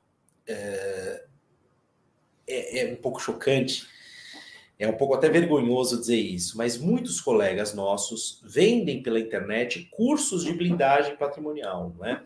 Como tornar o seu patrimônio imune a dívidas, a execuções. Ora, tenho aqui, Sua Excelência, o Dr. Jailton, que não vai me deixar mentir. Não existe essas estratégias de blindagem patrimonial. Claro que não. Se a pessoa tem dívidas trabalhistas, a personalidade será desconsiderada. Ah, mas não quero que minha mulher fique com patrimônio caso eu venha de me divorciar. Então eu constituo uma sociedade antes, incorporo todos os bens ali, não pago alimentos porque o meu imposto de renda eu sou isento, porque o patrimônio é todo da sociedade. O Dr. Jailton vai levar 2 minutos para desconsiderar inversamente essa personalidade e aplicar a lei ao caso concreto como tem que ser. Então, essas estratégias mirabolantes de blindagem patrimonial não funcionam simples assim. Então, eu quero começar chamando a atenção de vocês para o primeiro instrumento sucessório que está na moda, não é? Primeiro instrumento, a tal da holding patrimonial. Do jeito que eu falo, as pessoas acham, Gunazar, você tem birra da holding? Não, não tenho birra. Eu faço no escritório há muito tempo já, não é? Eu começo por dizer que ela é um instrumento. Ela não é o único instrumento e muitas vezes ela sequer é um bom instrumento, não é? O que é a tal da holding? Então prestem bastante atenção. Peço até desculpas pelo tom talvez exageradamente didático que eu esteja adotando, porque eventualmente há alguém que não saiba exatamente o que é holding. Então, prefiro pecar pelo excesso do que pela falta. Quando eu dou meus cursos sobre planejamento patrimonial, planejamento sucessório, eu explico que a palavra holding tem 2 significados. Um significado técnico e próprio, que está lá na lei das SA, tudo bem? E um significado impróprio, um significado popular. E normalmente o cliente pensa nesse significado popular. Vamos começar pelo significado próprio. O que é a holding? Holding é uma sociedade empresária, normalmente uma limitada ou uma SA, que tem por papel to hold, ou seja, segurar, controlar outra ou outras sociedades empresárias, ou pelo menos outras pessoas jurídicas. Perfeito? Então, em sentido técnico, para que exista uma holding, é necessário que exista uma empresa holding controladora e as de baixo que sejam as controladas. Tudo bem? Esse é o sentido técnico. Em sentido impróprio, o que o cliente quer quando ele fala em fazer uma holding? O que ele quer é constituir uma sociedade empresária para a administração de bens próprios. E aí, normalmente que eu digo em 100% dos casos, não é? Nós utilizamos ou a estrutura de uma sociedade limitada ou a estrutura de uma SA fechada. Perfeito? Então, neste segundo modelo, o que nós fazemos? Nós constituímos uma sociedade empresária, integralizamos o capital social dessa sociedade, ou seja, compomos o capital social dessa sociedade com bens da família, imóveis, móveis, etc. Isso é bom? Depende, né? Depende. Para que você quer fazer isso? Né? Para que você quer fazer isso? Ah, Gunazar, eu quero fazer isso para me livrar de dívidas. Não vai funcionar para nada. Não é? Não vai funcionar para nada. Gunazar, eu quero pagar menos imposto. Mas espera aí, que imposto? Se você estiver falando de imposto de distribuição de lucros, faz sentido. Por exemplo, eu tenho uma série de imóveizinhos que eu alugo. Eu posso integralizar, nesse caso eu vou pagar o ITBI, não é? Porque a finalidade é locação de imóveis. Falamos disso em uma outra ocasião, se for possível. E aí eu vou ter uma vantagem. Os aluguéis que eu vier a receber serão tributados de maneira diferenciada. Primeiro, para a pessoa jurídica e eu não terei de recolher tributo ainda, não é? Por participação nos lucros. Perfeito? Muito bem. Agora, vou contar para vocês uma situação trágica que aconteceu no passado, lá no escritório, e que agora apareceu novamente, mas felizmente num momento melhor, né? O que aconteceu há uns bons anos atrás?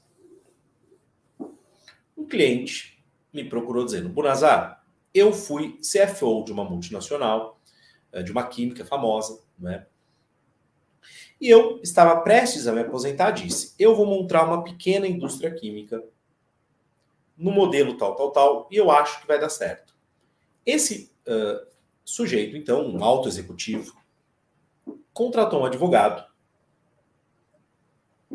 para que ele fizesse lá o tal do planejamento de blindagem patrimonial. O que esse profissional fez? Vejam, as senhoras e os senhores, que loucura, né? Ele, muito bem, constituiu lá o contrato social da indústria química, bonitinho e tal, não havia nenhum problema ali sério, e constituiu uma outra sociedade, que seria a tal da holding patrimonial. O que essa criatura fez? Ele atribuiu a essa holding patrimonial 100% do patrimônio daquele CFO, não é? Daquele ex-diretor de multinacional. Quando eu digo 100% do patrimônio, o que eu quero que vocês percebam? Ele integralizou inclusive o bem de família. Inclusive o bem de família. Muito bem. A indústria começou, teve um problema de licença de funcionamento, muito bem. Houve um problema ambiental sério, que fez com que eles não tivessem que indenizar, porque ele conseguiu evitar o prejuízo lá e tal, mas ele não pôde operar, teve que demitir todo mundo, sofreu uma série de execuções de fornecedores e trabalhistas. Resumo da ópera. Qual bem foi penhorado? O bem que ele morava. O advogado dele, então, alegou: isso é bem de família. O juiz, o doutor Jailton está aqui, não vai me deixar mentir, disse: olha, muito bem, bem de família, Lei 8.009 de 90, se aplica para pessoas naturais, não para pessoas jurídicas. E aí, o que aconteceu? Ele nos procurou, quando a questão já estava no Tribunal de Justiça, nós conseguimos reverter a decisão no Superior Tribunal de Justiça. Vou dizer para vocês por quê. Por mérito meu? Não. Por mérito do meu sócio? Não. Por influência direta do Espírito Santo. Ou seja, foram as orações daquela família e as minhas próprias, acredito, que conseguiram livrar aquele imóvel da execução. Então não teve mérito pessoal, mas sim espiritual. Fato é que, olha que maluquice, eu quero proteger o patrimônio de alguém e eu retiro dele uma das mais importantes proteções que há, que é a do bem de família.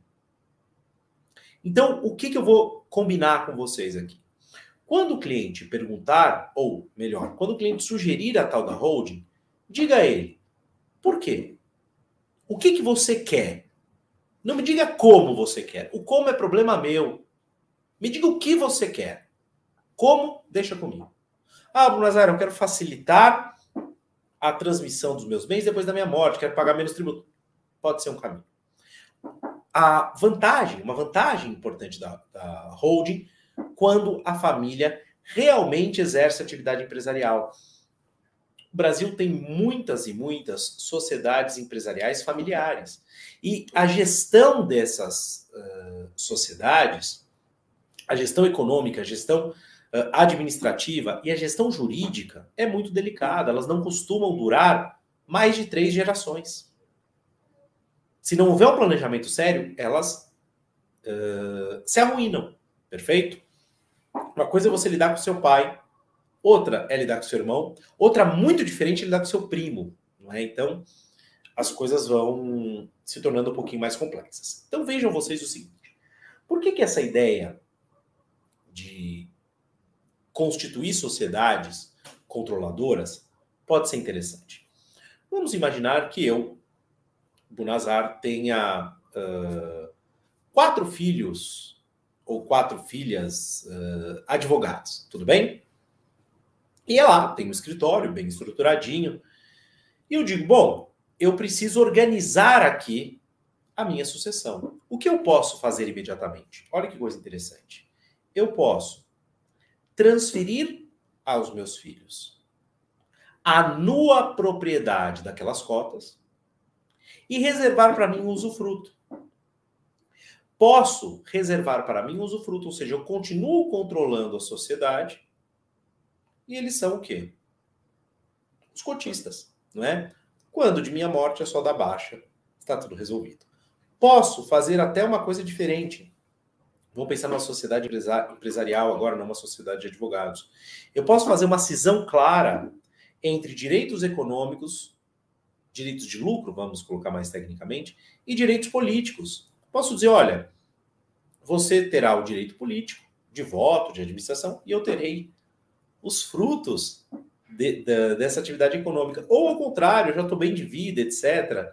Eu digo, eu terei os direitos políticos e você os direitos econômicos, ou parte dos direitos econômicos. Veja que interessante. Essa atribuição da nova propriedade pode ser feita com cláusula de incomunicabilidade, com cláusula de impenhorabilidade. Pode ser feita ainda com a cláusula de reversão, não é? Porque não é raro, essa cláusula de reversão é muito importante, embora os pais detestem ouvir isso, não é? Mas ela é muito importante, porque vejam vocês, né? O pai atribui lá cotas para o filho. O filho é casado, muito bem. O pai foi mais ou menos prudente e estabeleceu a cláusula de incomunicabilidade. Não há problema, então são 4 irmãos. Este que é casado, cláusula de incomunicabilidade, beleza, se ela divorciar não tem problema nenhum, morre antes do pai. Olha que tragédia, para além de perder o filho, evidentemente, que é a tragédia real. Essa companheira do filho, esposa do filho, ou marido da filha, não interessa, será herdeira daquela cota. Será herdeira. E poderá, inclusive, agora com o novo Código de Processo Civil, mover uma ação de dissolução parcial de sociedade, se não lhe for permitido o ingresso. O que gera um distúrbio na vida da sociedade. Então, é perfeitamente possível clausular com a chamada cláusula de reversão. Ou seja, caso o donatário, aquele que recebeu, morra antes do doador, a coisa doada volta para o doador. Perfeito? Isso é absolutamente factível. Muito bem. Qual o instrumento sucessório que eu mais utilizo no meu escritório? Em 90% dos casos, não é? Às vezes coligado com outros, não é? Mas qual que eu utilizo em 90% dos casos? O testamento. O velho e bom testamento. Eu tive ocasião de fazer agora, vou terminar, se Deus quiser, em janeiro agora, dia 20, é a banca, o pós-doc aqui no Lagos de São Francisco, aqui na USP. Meu tema foi justamente o planejamento sucessório, não é? A questão do testamento, a ineficácia do testamento, uma série de questões. E o que eu gosto de mostrar? Quando nós estudamos o testamento a sério, quando nós somos contratados para fazer um testamento, nós podemos ir muito além do trivial, não é? O que é o trivial? O trivial, corre da seguinte forma: o advogado chega para o cartório de confiança, para o tabelião de confiança, e fala, olha, fulano aí vai fazer o testamento com você, ele quer que fique tal coisa para tal coisa, me manda uma minuta aí. E vai lá e assina o testamento. Isso não precisaria de advogado, rigorosamente falando, não é? Não precisaria de advogado. Aliás, não precisa, não é? Se a pessoa quiser fazer um testamento sem advogado, vai lá e faz. Agora, já que temos participação no ato, já que o cliente nos confiou a elaboração desse delicado instrumento, nós podemos estabelecer fórmulas muito seguras ou muito mais seguras de transmissão patrimonial. Exemplo simples. O sujeito chega e fala, olha, doutor, eu não sei se eu tenho ou não filho de outro relacionamento. Existe uma cláusula que você estabelece lá, que é a chamada cláusula de prevenção da ruptura do testamento. Você diz, olha, Se eventualmente surgir um herdeiro necessário, eu não quero que esse testamento se rompa. Eu quero apenas que ele seja reduzido. Ou seja, os herdeiros receberão menos, mas receberão. Aquela pessoa que eu nomeei minha herdeira. Uma outra, claro, quando os herdeiros forem todos testamentários, né? Aí haveria essa necessidade. Uma outra possibilidade, o estabelecimento de regras para redução. Exemplo muito simples. Eu ontem, estive no cartório da minha querida amiga Priscila Agapito aqui em São Paulo para fazer um testamento e tal. E é um sujeito que ele tem filhos e tal, e ele fez doações para alguns filhos e não para outros. Perfeito, não há nenhum problema, tudo bonitinho. E ele quer que essas doações sejam dispensadas da colação. Quando ele fez as doações, ele não as dispensou no instrumento. Não as dispensou no instrumento. Eu falei, olha, o senhor faz o testamento, dispensa por testamento. Perfeito. Ele falou, doutor, minha grande preocupação é a casa da minha esposa. Eu não quero que ninguém a incomode naquela casa ou na casa que nós viermos a morar. Muito bem. O que nós colocamos, então? Que aquela casa fica para ela, muito bem, tal. E dissemos, se houver necessidade de redução, a redução não atingirá aquele imóvel. Se for necessário atingir o imóvel, numa possibilidade absolutamente remotíssima, ele teria que perder todo o patrimônio, algo que, se Deus quiser, não vai acontecer, ela terá reservado para si o direito de usufruto. Então, no pior cenário possível, ele garante que a mulher morra na casa em que ela vive. Perceba? Sem que tenha que prestar contas para herdeiros. Se ela é usufrutuária, não precisa prestar contas, não é? Sem que ela tenha uma série de dissabores próprios da situação de condomínio que se dá após a partilha. Tudo bem? Muito bem. Agora, eu quero sair um pouquinho do trivial. Eu quero sair um pouquinho do óbvio. Pessoal, eu costumo dizer uma coisa muito interessante, né? Bastante interessante. Quando a gente faz, por exemplo, uma arte marcial, etc., a gente aprende algumas coisas legais. Eu lembro bem do meu professor falar uma frase interessante. Ele dizia assim, olha, faça o arroz com feijão bem feito.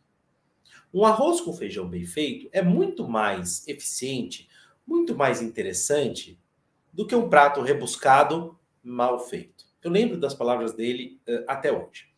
Sabe o que acontece com os juristas em geral, não é?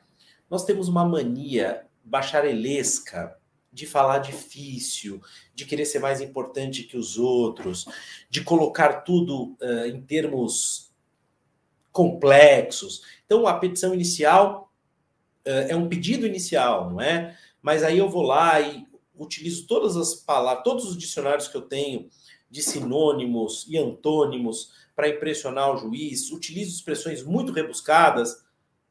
Para quê? Para dificultar a compreensão de quem vai ler a minha peça?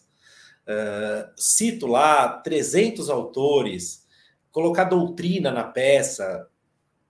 Para que fazer isso? Por que eu estou dizendo isso aqui?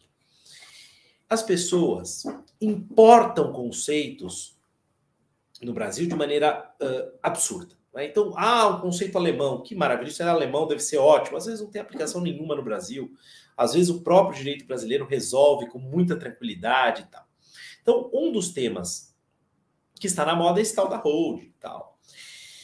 E aí eu queria mostrar para vocês um instrumento que está no Código Civil.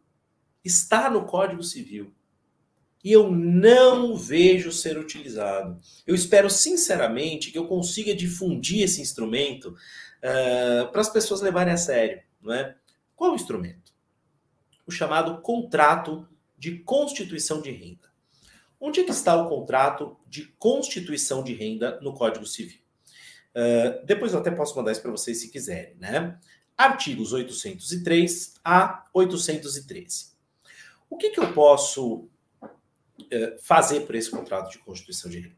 Eu estabeleço, eu preciso dar não vou detalhar como é que faz, porque eu não tenho tempo para isso, claro, né? Já estou quase extrapolando o meu tempo aqui. Mas, por esse contrato, há uma atribuição de bens a alguém e essa pessoa paga para você uma renda. Ou você separa patrimônio e, a partir desse patrimônio, você destina renda para alguém. Qual que é a grande utilidade da constituição de renda para o planejamento sucessório? Explico para vocês. Quantas e quantas vezes nós já não recebemos no escritório um cliente que diz assim, ai, doutor, eu estou desesperado.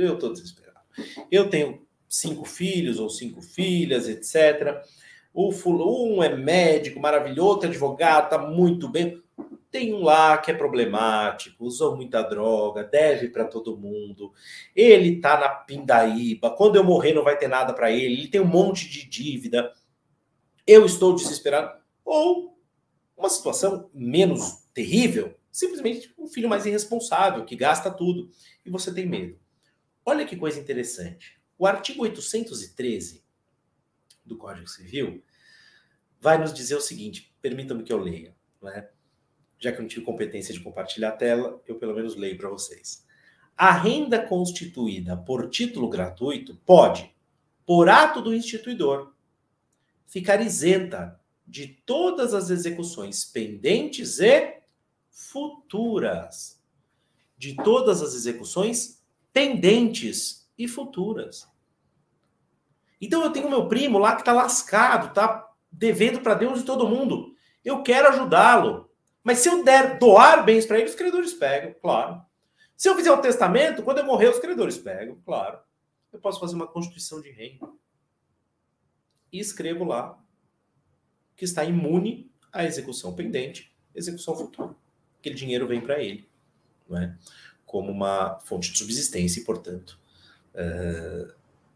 protegida das investidas de credores. Claro, turma, que o Dr. Jailton vai... Eu sempre gosto muito do Dr. Jailton de dialogar com os juízes, né? Eu acho que essa interação entre magistratura e a advocacia ela é absolutamente fundamental.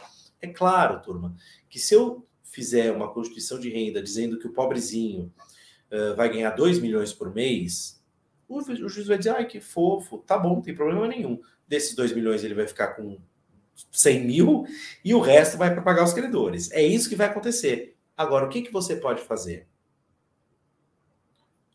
Modular o planejamento de modo a obter os resultados mais próximos daqueles desejáveis. E aí, para caminhar já, um outro instrumento importante, me permitam pelo menos anunciá-lo, é a partilha em vida. Está escrito com todas as letras, partilha em vida. E tem gente no Brasil, é lamentável isso, a partilha em vida é uma doação. Não. Existe o testamento, existe a doação e existe a partilha em vida. Se a partilha em vida fosse doação, ela não se chamaria partilha em vida. Ela não teria um nome autônomo. Se chamaria doação e não haveria um dispositivo expresso do Código Civil que a permitisse. Não vamos confundir a efetivação da partilha em vida, que pode ou não se dar por ato de doação, com ela em si mesma considerada. Mas isso fica para um próximo encontro. Vou ter o maior prazer de conversar com vocês em outras oportunidades, se me for permitido. Então, o que eu gostaria de deixar para vocês aqui é o seguinte. Quando forem conversar com o cliente, escutem mais do que vão falar. Ouçam as necessidades deles, e então planejem. Vir com uma solução pronta não é planejar. Quando você compra um móvel planejado, ele não está pronto. Você diz as suas necessidades e o artista lá, o marceneiro, faz sob medida. Não é isso? Então, o planejamento ele não pode ter soluções prontas, sob pena de não ser um planejamento. Dito isso, peço a gentileza, aqueles que quiserem, podem me chamar no Instagram, é @profbunazar, eu vou ter o maior prazer em atendê-los. Eu comecei às 9h20, às 21h20, meia hora, extrapolei aqui 1 minuto, agradeço a gentileza de todos vocês. Agradeço mais uma vez a doutora Ana Carolina pelo gentilíssimo convite e agradeço à OAB Barra da Tijuca. Muitíssimo obrigado a todos. Obrigada, Bunazar. Eu que agradeço você, a sua exposição, o seu ponto de vista. É o que eu sempre falo, nós estamos aqui para dividir e partilhar conhecimentos com esses excelentes profissionais, né? O doutor Jailton precisou se ausentar, mas temos aqui representantes do Poder Judiciário, né? Um maravilhoso magistrado que tem muito conhecimento a nos agregar, principalmente em direito sucessório, inclusive, que é uma das principais áreas que nós, que vamos atuar num planejamento, precisamos ter esse conhecimento. Você, Maurício Bunazar, brilhante. Sandro Gaspar Amaral, também uma referência aqui no Rio de Janeiro, né, em direito das famílias e sucessões, sempre colocando a gente sempre com o pé no chão, né, e mostrando a realidade. Doutora Alessandra, membro dessa comissão. E aqui a gente encerra mais esse evento, que com certeza ainda terão muitos debates, ainda teremos muitas exposições como essa, com outros profissionais e agregar com outras áreas, inclusive, direito empresarial, tributário, imobiliário, família, sucessões, porque, afinal de contas, quando a gente trata da família, a gente tem que tratar como um todo. Não adianta a gente pegar e pensar uma matéria do direito que a gente aprendeu lá na escola, na faculdade de Direito, e achar que a gente só vai atender aquele cliente ali na área de família, na área de sucessões, na área de empresarial, e não ver o cliente como um todo. Como disse brilhantemente o Dr. Maurício Bunazar, nós precisamos ouvir mais o cliente para a gente fazer uma análise prévia, para depois a gente conseguir dar as direções e, obviamente, que a escolha sempre ficará com o cliente. A gente mostra as direções, os caminhos que podem ser seguidos, a consequência que cada um desses caminhos, obviamente, vai trazer, como ele expôs muito bem. Não existe blindagem, e eu também comungo dessa mesma opinião. Se algum profissional te vende uma blindagem patrimonial, desconfie, porque blindagem não existe, né? Então, mesmo que seja aquela blindagem AAA do veículo, né, ela não vai impedir de você esconder algo, fraude contra credores, fraude à execução, algo já pré-existente, obviamente. Então, a gente tem que saber que existem instrumentos, nós temos cartas na manga para atuar como advogado. Obviamente, a gente deve olhar para a família também com uma outra postura, de sermos advogados mais atuantes na prevenção, atuantes, né, na questão consultiva e menos litigiosa, né? Não estarmos a todo tempo sendo acionados pelos nossos clientes só para apagar o fogo, só para intermediar um conflito, mas sim atuar preventivamente, né? E sabendo dessa grande área vasta que é o planejamento patrimonial e sucessório de uma família, você, advogado, pode agregar alguns serviços, inclusive serviços jurídicos ao seu escritório, que talvez você ainda não tenha conhecimento, ainda não tenha despertado para essas questões, mas principalmente aqueles advogados que já atuam na área de família, na área de sucessões, já fazem inventário, trabalham com divórcio, guarda de menores, enfim, você já tem aí um campo para você também trabalhar o planejamento patrimonial e sucessório da família. E essa que é a mensagem que fica dessa comissão. Não existe uma receita de bolo, não existe um único instrumento que vai ser o mais adequado para todo mundo. Obviamente, cada cliente, cada família, cada realidade vai demandar, talvez, um instrumento diferente, a depender também do tempo que aquela família esteja passando, daquele momento e daquela realidade que eles podem estar passando nesse momento. Então, Mais uma vez, queria agradecer a presença de todos aqui, agradecer ao Melk, que nos auxilia para essa transmissão. Mais uma vez, parabenizar a todos da comissão. Nem todos da comissão estão aqui presentes hoje. Eu sou Ana Carolina, presidente da comissão. Alessandra, Sandro e Bárbara Matoso são membros da comissão. Doutora Elaine Montenegro e doutor Márcio Carvalho de Sá. Elaine Montenegro, vice-presidente, Márcio Carvalho de Sá, secretário.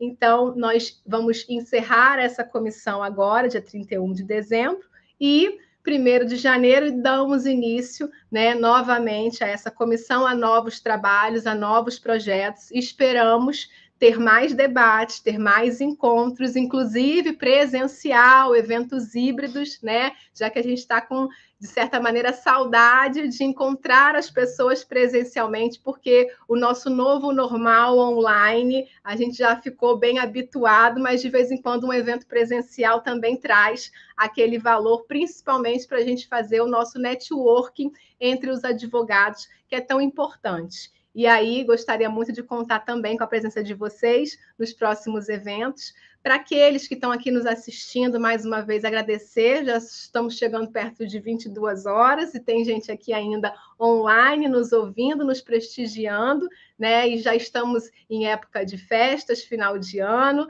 Ninguém mais quer falar mais de nada, nem de planejamento, nem de aula, nem de nada. As pessoas querem efetivamente descansar, mas queria agradecer a presença de todos. A Comissão de Planejamento Patrimonial da Família, da OAB, Barra da Tijuca, Rio de Janeiro, ela tem um perfil no Instagram, e aí, Mel, que você me ajuda aqui a colocar no chat o perfil no Instagram para as pessoas seguirem, acompanharem. Lá todos os nossos eventos vão ser divulgados, tá? Então, o Mel, que já ele vai colocar no chat o link que dá acesso ao perfil da comissão no Instagram, que é sempre bom vocês, advogados, estarem em contato com outros assuntos que muitas vezes são novos para a advocacia de vocês, mas que é tão importante e tão presente em todas as famílias. Mais uma vez, gente, boa noite. Agradecendo imensamente a presença de vocês. Sintam-se todos beijados e abraçados por mim pessoalmente, tá? E aguardo vocês num próximo evento, que a gente já divulga a nossa agenda de 2022. Boa noite. Tchau, tchau.